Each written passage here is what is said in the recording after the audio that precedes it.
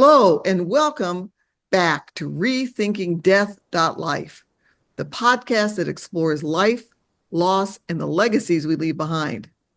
This series is a special series devoted to widows, the ones who have loved, lost, and are learning to live again. I'm your co-host, Kim Harms. And I'm Kathy Dempsey, your other co-host, and we are so excited to do this widow series, this session and this whole series about widows who have lost their husband, and we are so excited and privileged for me, especially to introduce a mentor and friend and heart mom, and the one who had this inspiration really from God to start this ministry. So welcome, Naomi Rohde. So delightful to be on. And, we have 10 widows that are meeting weekly on Zoom. And they're such powerful women. And they have found something so sacred. And that is what we're going to be discussing with Marylen Vadine, our wonderful guest and one of our widows today. They've discovered the wonderful, wonderful gift of joy and peace in the midst of these very painful times. Marylen, I don't know if it's because you're Swedish or because you just know Jesus better than some of us, but I have observed you because I've known you for years, and you have discovered sacred joy in the midst of your pain. And just talk to us a little bit about that. Talk to us a little bit about the process of that. Well, I think for me, it started growing up because I had a very faithful mother. And our whole beginning, my whole beginning social life was with friends at the church. That was our life. And my mother's glass was always half full, and my glass is always half full. One of the things that happened later, like maybe in my 30s, I read a book by Philip Yancey. And when things happen to you, his reply, instead of saying, "Oh, poor me, I have to handle this, this is so bad," his answer was, "Why not me?" Oh, that's good. I have used that most of my adult life, that when I look at something and I say, "Oh, that's really bad, why didn't it happen to me?" I can think, why, well, it did happen to me, and he's going to get me through it. And so I've had that mantra. That's been a good one, and it's held you closely as you've gone through life.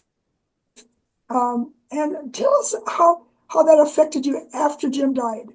Tell us about the process of just grasping onto that sacred joy amidst the pain.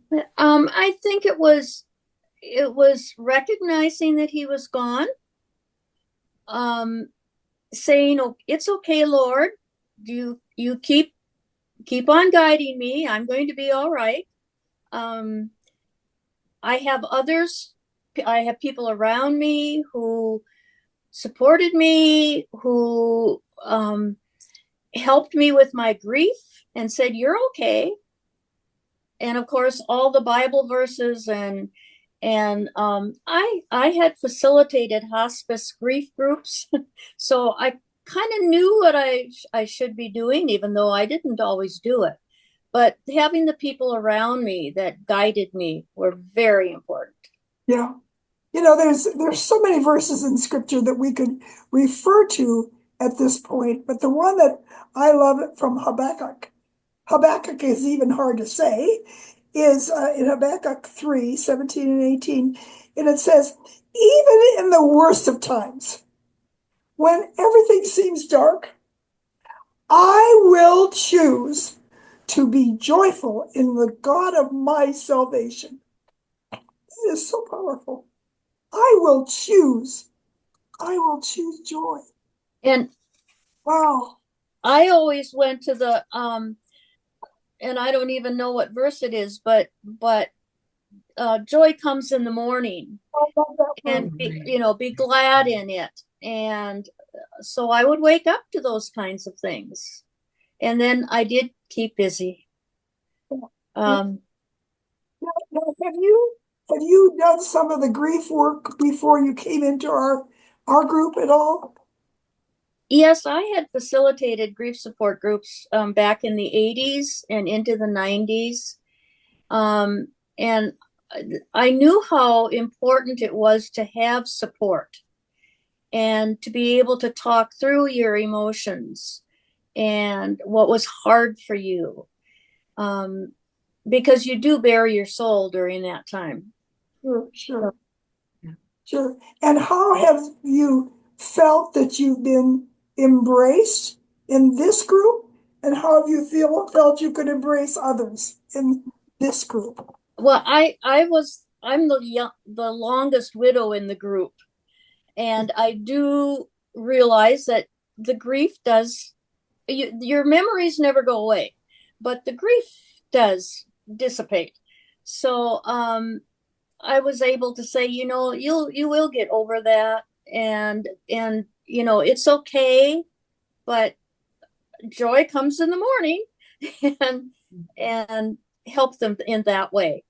Yeah, I will say, Marylen, to me, you have consistently for several years, you have sent me cards multiple times in the mail, um, with the anniversaries and birthdays and thinking about you. If I'm going through a physical challenge, you continue to drop joy and hope into my mailbox that I open up and just feel like, wow, I just got a joy note from Marylen. So I really, that's one of your big spiritual gifts, and I really appreciate everything you've done. I know you don't only do it to me, but to all of us. So I you're remember amazing. the first holidays, the first Christmas that you don't have your spouse, the first anniversary that the spouse is gone. They're really hard. And by that time, most of your friends have moved on. One of the things about grief is that grief lasts much, much longer than sympathy. Oh, that's good. And so people move on and the griever does not. So I think it's always important to we want to know that others remember our loved one as well. And I think that's important. It helps us to heal if we know somebody else is thinking of that. Well, You your know, card sending is a ministry and it's helped so many of us. I was a beneficiary of it too. So thank you, Marylen. and as you were pointing that out, Kathy and Kim, I thought about this tremendous ministry that you've had, Marylen. And because you have had the longest time since your spouse died, you have been able to help give people hope in these different stages. And your last comment about uh, uh, grief lasts longer than sympathy was so good because I also have a Minnesota background, and when someone dies, you get Jello salads and you get casseroles, and they just pour in, and maybe some flowers, okay, and maybe a call or two, and then so many of them diminish. Mhm. That's I'm not a judgment. That's not a judgment. It's life. But That's also is another reason why we need podcasts like this, why we need the book, the widow's book, to work through with a group of people. That's another reason for all of this. And you have been a vital part of our group, both at the retreats, all through the year, remembering people and sharing your journey has been so filled with joy and hope. And we appreciate you so much. thank Thank you so much, Marylen.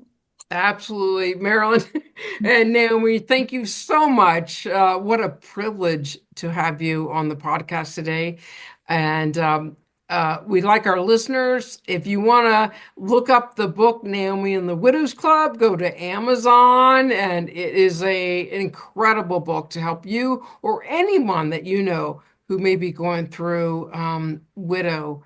Um, and widowhood and just dealing with all those challenges and grief. So if you like this podcast, please share and like and of course subscribe and share with all your friends that may be going through a difficult time too. So thank you again, Marylen and Naomi. You're welcome.